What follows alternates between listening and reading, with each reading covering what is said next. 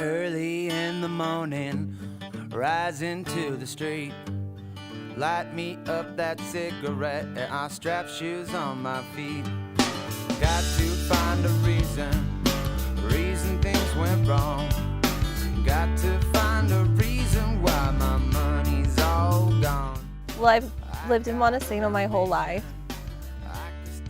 I have one blood sister. When I was like 2, my mom got married to my stepdad, and I got 3 new stepsisters, so that was pretty exciting. And I'm the baby. Being the baby is the best. Life is too short, so love the one you got, 'cause you might get run over or you might get shot. We played outside here a lot. We rode quads and all sorts of fun stuff. So my dad has a farm, and he tells a story about how one time he had my uncle watching us for something. We were like getting ready to go somewhere and the fields were flooded. And he was like, whatever you do, make sure they don't get muddy. And I guess when he came back, I was like stuck in the field somewhere, like with the water up to my waist. And like my cousin and my sister were like leaving me and I'm like crying. So we're filthy, covered in mud.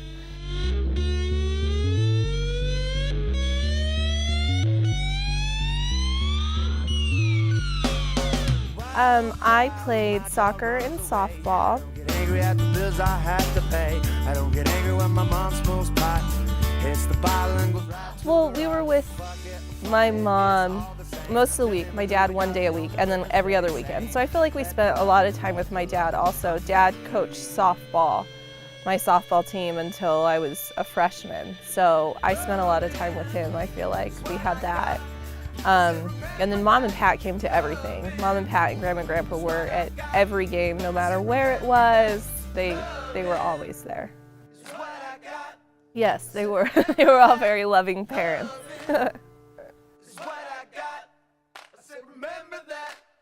After I graduated, I went to Grays Harbor College for 2 years.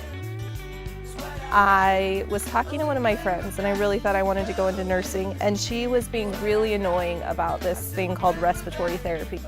She just was so annoying about it, is all I can say, that I finally agreed just to do a job shadow, and I did a job shadow at the hospital in Aberdeen and I loved it.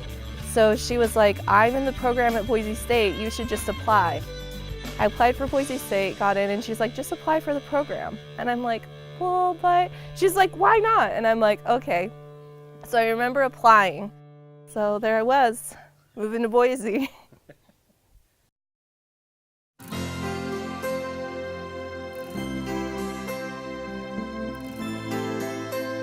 As long as you love me. I grew up in Portland, kind of lived all over Portland, Corbett, Boring. And then we moved here when I was younger, probably 3-ish, 4-ish. Moved out to Westport, and then to Hoquiam, Central Park, Aberdeen, Elma, Monty. I lived pretty much all over.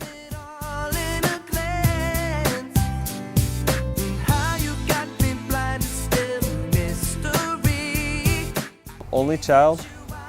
Didn't have any siblings till my mom got remarried when I was 17 or 18, so it was kind of weird getting 3 stepsisters like that when I had never had anybody around.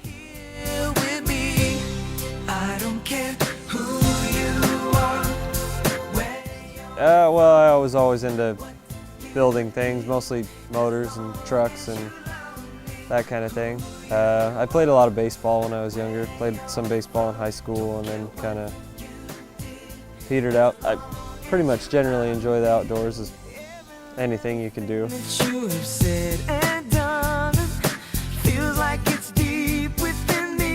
My parents were both a big part of me growing up. Sometimes my mom kind of instilled in me what was right and what was wrong and how to act, how you treat people type of stuff. But for the most part, they pretty much let me do my own thing as long as I didn't get too far off track. So not too much on the curfew or rules. As long as I didn't screw up, they were good with it. So I mean, both great. Graduated, got decent grades, which is kind of amazing, considering how much time I put into it. Tried to hide it so that no one knows, but I guess it shows when you look into my eyes. What you did and where you're coming from. Yeah, I've done just about everything. I went to Alaska when I first started this job. That was kind of weird to go live over there and for 3 months live in box containers that they haul behind trucks, split into 3 rooms. Nothing on the island except for a generator to make our power. No roads, no nothing, lots of bears. Yeah, it's kind of fun. It's good. Lots of fishing, worked lots of hours.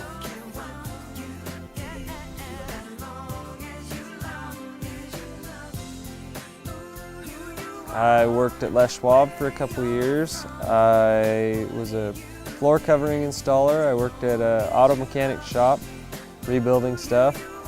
I drove log truck for a little over a year, and I've been doing log scaling ever since, and that's what I'm hoping to stick with for as far into the foreseeable future as I can. I really enjoy that. So.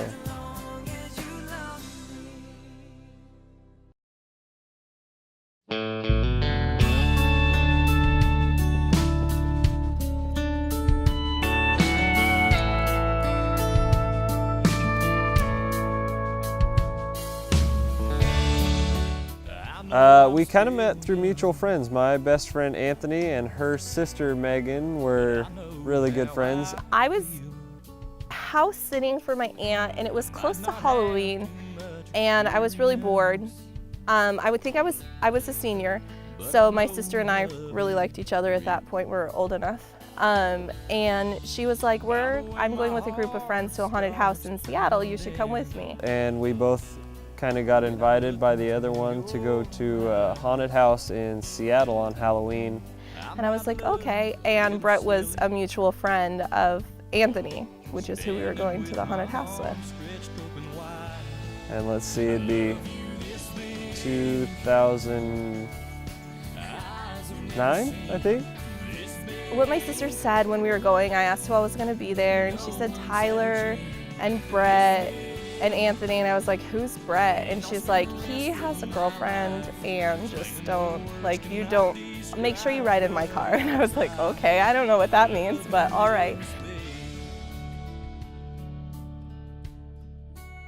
I wasn't interested. I was a senior in high school, but Brett tried real hard. Like, I was texting this other guy, and Brett was like taking my phone away from me, flirting with me the whole time. So he was pretty determined from the beginning. And kind of just kicked it off. I called her a couple weeks after that and asked if she wanted to go to lunch with me. And I met her, picked her up downtown. Her best friend grilled me for a half an hour in the front seat of my pickup, making sure I wasn't going to be a complete ass to her. So I kind of just started hanging out from there. So I kind of thought we were just hanging out, and I was like, I'm a senior, I'm going to go away to college. I'm like, I don't want a boy. Like, you're nice, we can hang out, but I'm not really interested in a boyfriend. And one day we were like sitting somewhere or meeting one of his friends, and he was like, this is my girlfriend, Ashley. And I was like, I'm pretty sure I'm the girl, like, isn't that something I do? So here I was at 17, and I'm like, yeah, no, we're totally not dating, and you're telling everyone we are. I guess we're dating. So that is how we started dating. He just started announcing it to people, and I was like, well, all right.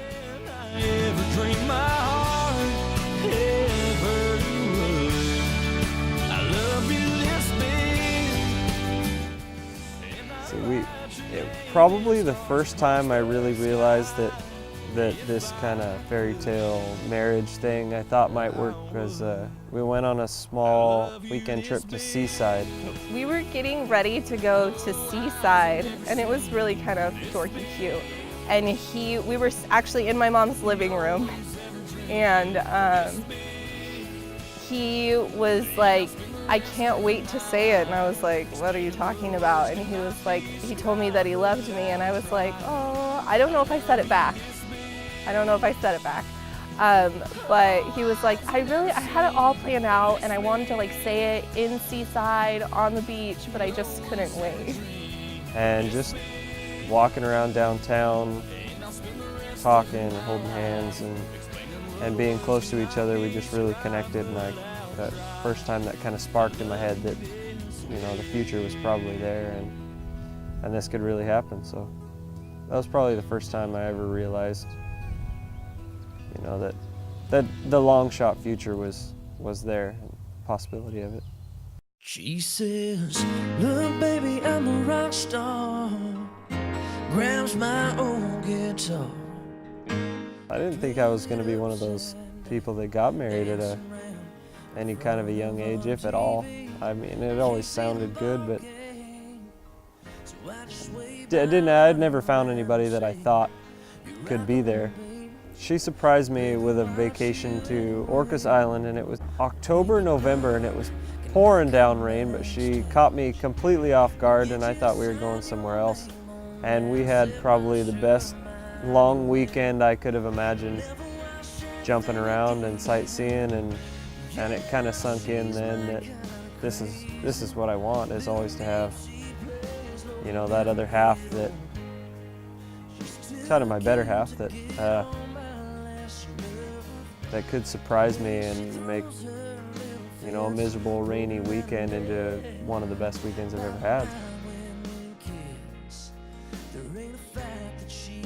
As for falling in love, I don't know. I don't know exactly when it happened, but my family has always really liked him, which isn't, I mean, it's important to me. We're a pretty close family and we do a bunch of stuff together. When I was getting ready to move to Boise, and my mom was being really weird. She was like, Ashley, I need to talk to you. I need to talk to you alone. And it was like freaking me out. So she finally came over to my house and she's like, can we talk outside? And I'm like, yeah, but thinking in my head, Mom, I'm gonna tell Brett what you say anyway. So I don't know why. So we walk outside and she starts talking to me about how you're gonna be moving away and there's gonna be temptations. And I just really like Brett, and she starts crying and asks me to please not cheat on him. So I figured that was a pretty good sign.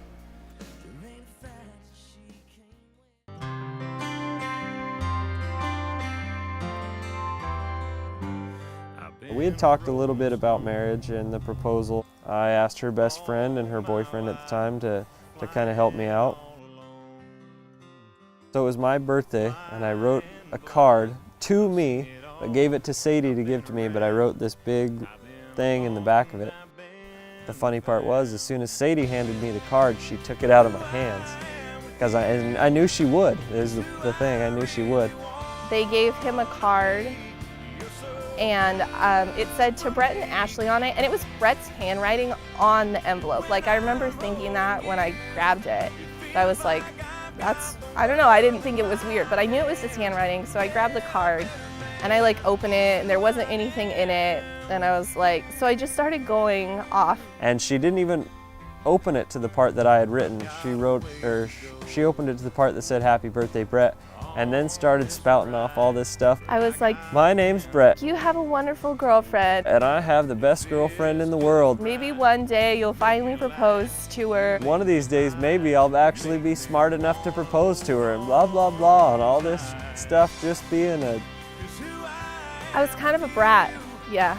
And I was totally kidding because I knew we were gonna get engaged, but I thought he was gonna do it that summer, so I really wasn't expecting it. I was just being a brat.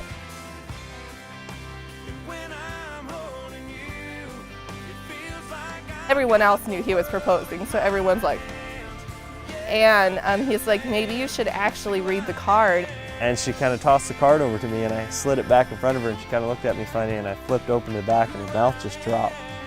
And she couldn't even read it. I totally knew what was happening, and I turn and look at Brett, and he's kneeling, and I just remember like my face is blank, and I look at my friend, and she's like nodding like, yes, this is really happening. But I got down on one knee, and she just had her hands covering her mouth, and she was just in complete shock that what I was doing. And And so he proposed and I said yes. She cried a little bit. It was great. It was even great that she was being her normal self right before that and thinking she was way too funny. That that's what happened before. It makes the story that much better. So. Apparently I made that moment much better by being a little brat, and he loves to tell that story.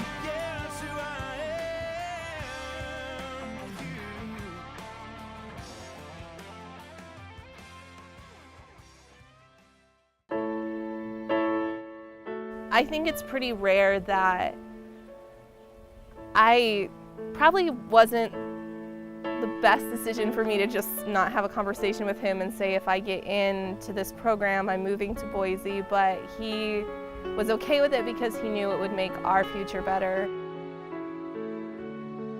He is very kind. He was really supportive. I trust him. I never worried about whether he was going to cheat on me or leave me. He puts up with a lot of my crap. Like, I don't know, he's just really sweet. I love that she is my other side as far as sometimes opposites really do attract. I'm one of those people that needs to go, go, go all the time, and she kind of calms me down and lets me know that it isn't about rushing all the time, and she'll make me put on sweatpants and sit there on the couch on a nasty Sunday that we don't always have to be doing something, and which is good for me because I think I'd probably run myself into the ground. We can just sit around all day and have a great day, or you know, go up on the logging roads and just sit and watch the sunset and let the dogs run around. And it's just the little things that she makes a lot of things easier, and she's understanding, and we just kind of complete each other. She's probably the most supportive person I've ever met. Spending time with him. I'm really excited for that. So I just moved back from Boise like a month ago, and I was there for 2 years, so I'm just really looking forward to just spending time with him. I'm looking forward to just spending time with her, getting to know her even better. You know, after the wedding confusion is done, just getting a chance to calm down and kind of see where things head once she starts working, and see, you know, exactly how we can mesh together and still stay close. And it's going to be kind of a fun challenge to see, because our schedules are going to be completely different, but I know that we can still make time to do what we need to do and strengthen our relationship. And the obvious is kids. I'm excited for that. I do want to spend a couple of years with just her, getting to know her more, and spending more quality time. I'm very excited to have kids. He is going to be the best dad. So I have a niece and 2 nephews, and he's just adorable with them. They love him, he loves them. It's so funny because people will be like, it's so nice to see that he loves them so much and cares for them when he's not their uncle. And he's like, I am their uncle. But it's just, he babysat them while I was away at college. He just loves spending time with them, and they're a lot of fun to watch. And he's going to be a great dad.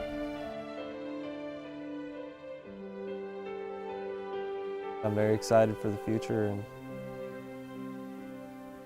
I can't wait to see what the next 15, 20, 30 years brings.